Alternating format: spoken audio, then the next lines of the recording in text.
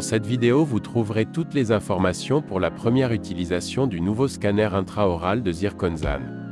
Dès que vous aurez démarré le logiciel, enregistrez-vous en cliquant sur le texte suivant. Ensuite, vous pourrez accéder au logiciel. Cette page permet d'afficher tous les cas qui ont été créés précédemment, ainsi que leur statut, qui indique par exemple s'ils ont déjà été envoyés au laboratoire. Pour créer un nouveau cas, cliquez sur ce bouton et insérez toutes les informations relatives au projet. Pour enregistrer un nouveau patient, cliquez sur cette icône, et dans la fenêtre qui s'ouvre, insérez toutes les informations concernant le patient. S'il s'agit d'une femme, vous devrez également indiquer si la patiente est enceinte. Dans ces champs, vous pouvez insérer des informations cliniques supplémentaires ou concernant les habitudes du patient. Pour confirmer, cliquez sur ce bouton puis sélectionnez le dentiste et le prothésiste dentaire. Si les noms ont déjà été enregistrés précédemment, vous trouverez les entrées dans ces listes.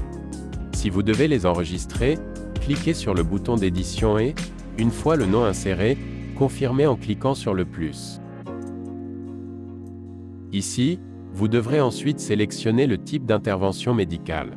L'entrée indiquant la création d'une restauration est sélectionnée automatiquement, et lorsque vous sélectionnez une dent, vous pouvez choisir également le type de restauration à réaliser.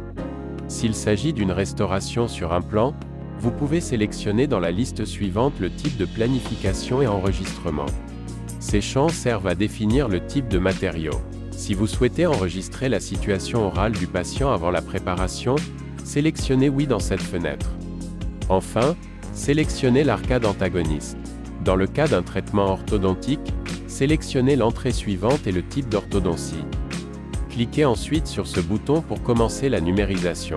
Sur cette page, vous trouverez différentes fonctions qui peuvent vous aider. En haut, vous pouvez voir sur quelle mâchoire vous êtes en train de travailler, tandis qu'à gauche, vous trouverez des conseils pour la numérisation. À ce stade, vous pouvez passer à la numérisation de la mâchoire supérieure, et une fois celle-ci terminée, confirmer en cliquant sur ce bouton. Le logiciel passe automatiquement à la numérisation de l'arcade inférieure, où vous devrez répéter les mêmes étapes. Si des parties superflues ont été enregistrées, telles que des outils de travail, vous pouvez supprimer ces parties en sélectionnant le premier bouton à droite et en utilisant le pinceau.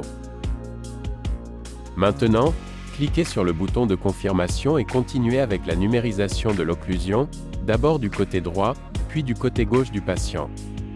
Les scans sont alignés automatiquement et de manière immédiate, et vous pouvez également vérifier si l'occlusion est correcte. Si l'enregistrement est correct, cliquez sur le bouton de confirmation pour passer à la pré-planification du cas. Dans cette étape, vous pouvez contrôler et aligner les scans ainsi que vérifier l'occlusion et la corriger si l'intersection entre les deux mâchoires est excessive. Lorsque les scans sont prêts pour l'envoi, cliquez sur ce bouton pour afficher le résumé du projet.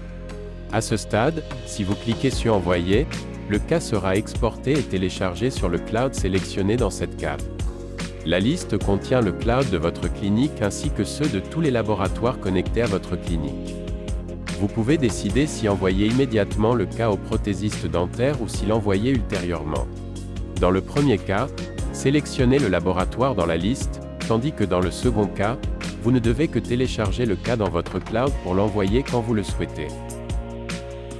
Vous verrez que le cas est affiché comme en attente d'acceptation, et une fois que le laboratoire aura accepté le cas, le statut sera automatiquement mis à jour. Pour plus d'informations sur le fonctionnement du cloud, regardez la vidéo spécifique.